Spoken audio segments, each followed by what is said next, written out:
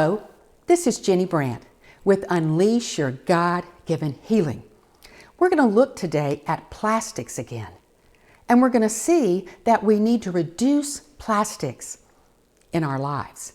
Nearly 300 million tons of plastics are manufactured yearly. Are any of you willing to give up disposable medical equipment? Disposable diapers? Don't kid yourself. Plastics are here to stay. We must, however, use them wisely, especially those that pollute our bodies. We must look for ways to reduce those products that poison our bodies. In reducing plastics, we should do as the Europeans do. As my husband and I have traveled to Europe, we've noticed many lifestyle differences. The regular coffee shop, which is on every corner, serves you a hot drink in a ceramic cup. Don't even think about asking for a to-go cup. You'll get a "Are you crazy?" look. If you look closer, you'll see that much of their milk and juice is sold in paper-like containers instead of plastic. Most people carry their own water in chemical-free containers instead of plastic bottles. And people also bring their own reusable bags to the grocery stores to avoid using plastic bags that only fill up the landfills. It's just sensible. And I'm acting more like a European these days.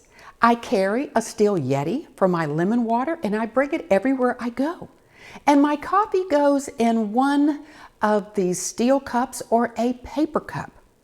These substitutions prevent chemicals from leaching into my clean water and my drinks.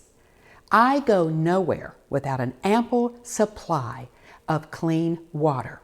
My water container is my security blanket and free of chemicals. When my first son, Josh, was born, I actually used, hard to believe, cloth diapers as a cost-saving measure. Ugh, yuck. When the doctor told me 3 years later I was expecting twins, convenience won my heart. I emphatically told my husband, "Alton, we're going disposable this time." No kidding. We all rely on comfort and convenience. If all plastics were recyclable, and maybe one day they will be, and if we all recycled them and used caution in our eating and drinking, we'd be much safer. I'm not as concerned about the plastics that we do use that are not near our bodies. I'm worried about the ones we ingest through eating, drinking, or breathing the actual fumes. As I mentioned in my first video on plastics, I now understand why this gal got an estrogen-fed and aggressive cancer that I had no risk factors for or any genetics for. You see, I was consuming chemicals from plastics as well as many other xenoestrogens that mimic estrogen in the body. Therefore, after all this, I no longer drink from plastic bottles or store or freeze my food in plastics. So here are my recommendations for reducing the impact of plastics on our bodies.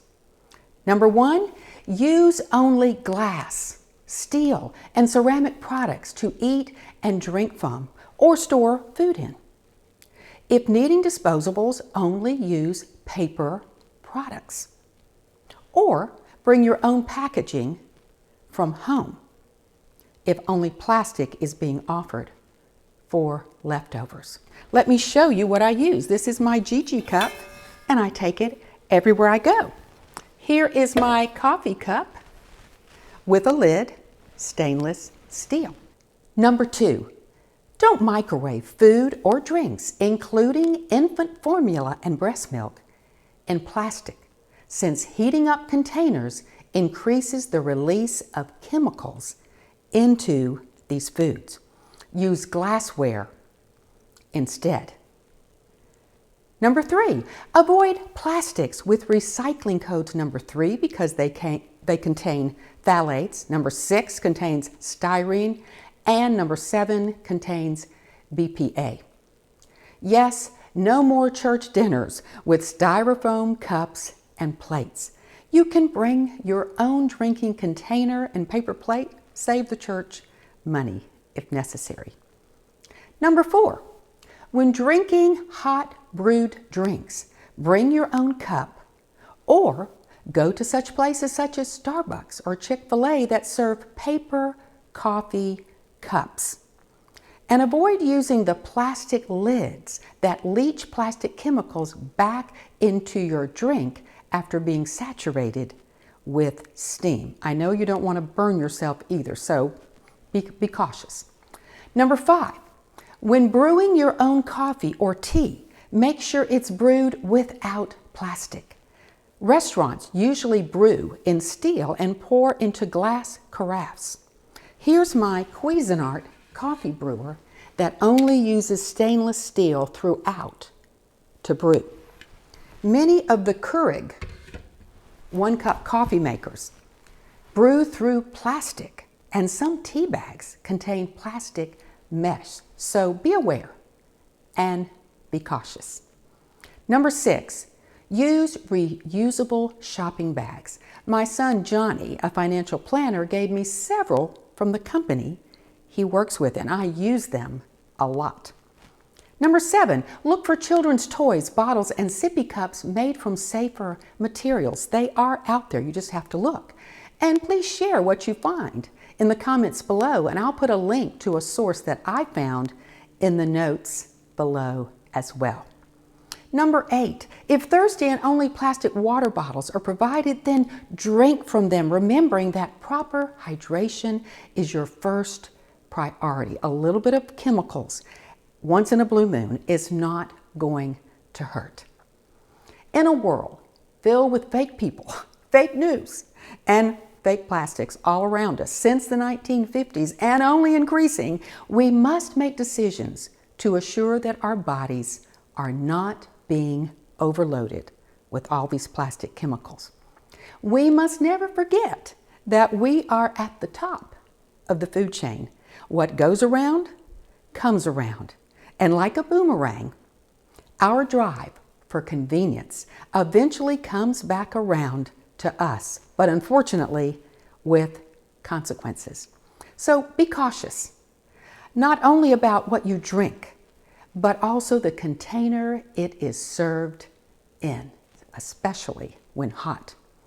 In reducing plastics, make it simple. Let's just do as the Europeans do. I hope this information has been helpful for you. I hope you will subscribe to my YouTube channel, like this video, and share it with those whom you love, and click the notification bell so you will know when I post new information. Until then, here's to your good health, and God bless.